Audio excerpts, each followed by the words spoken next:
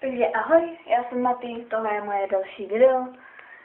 Bohužel tady Monču nemám, jelikož je u sebe doma a nebydlíme spolu. Taky mě je 13 a je 20 něco. No to je jedno. Bohužel je venku tak krásně a já tady zatím mluvím s telefonem, takhle je krásně venku. Doufám, že nebude špatná kvalita, jelikož mám takový starý telefon, no starý, takový jiný, no. A doufám, že bude dobrá kvalita. Tohle video bude takový kratulinký, ale určitě pak natočím ještě zvenku, protože půjdu ven, půjdu si koupit ledovou tříšť a budu se opalovat. A aspoň ukážu, jaký mám oblečení.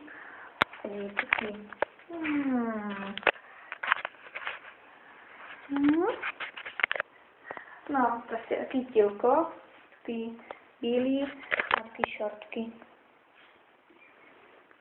A krásné culíčky.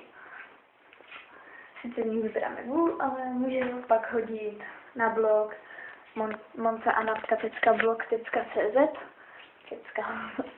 Vám hodím pár fotek.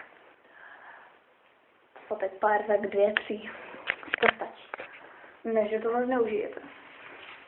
Kecám. Tak můžete mě klidně do komentářů napsat, co budete dělat vy. Dneska, zítra, o prázdninách. Taky prostě je úplně úžasný prostě ty prázdniny. To je takový, já nevím, já jsem prostě zbožný, určitě školáci taky.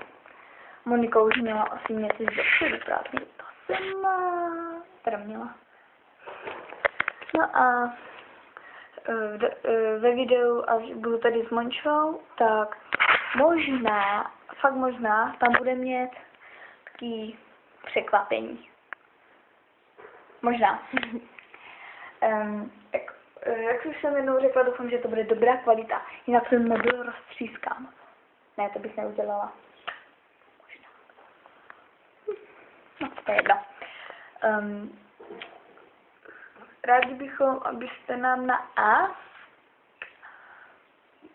Monča a Natka.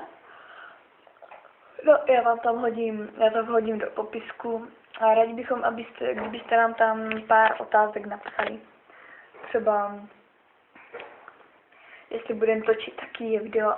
A byli bychom strašně rádi, kdybyste nám napsali do komentářů, dolů do komentářů, nebo někam na blog, do nějakého nějaký koment, třeba k informacím nebo tak, kdybyste nám napsali, jaký byste chtěli video. Ale spíš by to bylo lepší tady, protože tady točím spíš víc. Teda já, Monča moc teďka čas nemá a tak nemůže moc točit video, ale určitě bude. No a jak jsem teda řekla, až budu tady s Mončou, tak možná budou tady překvapení, možná, to se neví jistě. Tak to možná bude video vše, ani nevím, kolik to má minut. A docela mě to ani nezajímá. Hlavně, že se s váma popovídal, jsem. No a kdybyste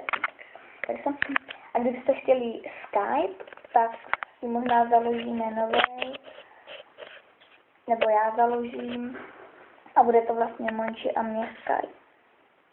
Ale to rozhodněte vy, jestli chcete, aby jsme ho založili, že byste si nám mohli volat, ptát a takový. Nám je to celkem jedno. Tak na blog chodím těch pár fotek. Monča by taky mohla nějaký dát, ne? No, já si zeptám na to. Teda, jak já bych chtěla do bazéna. No, ale nemůžu. Víte proč? Protože tam je skalica, což je něco, taky pláštěk nebo co čistí bazén. A pak to můžu až večer. Ale já si koupím ledovou tříšť a ještě až budu venku mít ledovou tříšť nebo tak určitě ještě natočím nějaký video zvenku. Víš, že nevím, jak to bude vypadat. No, tak tohle bude asi k videu vše. Tak určitě se nezapomeňte kouknout na náš blog a já se zatím s vámi loučím. Čau!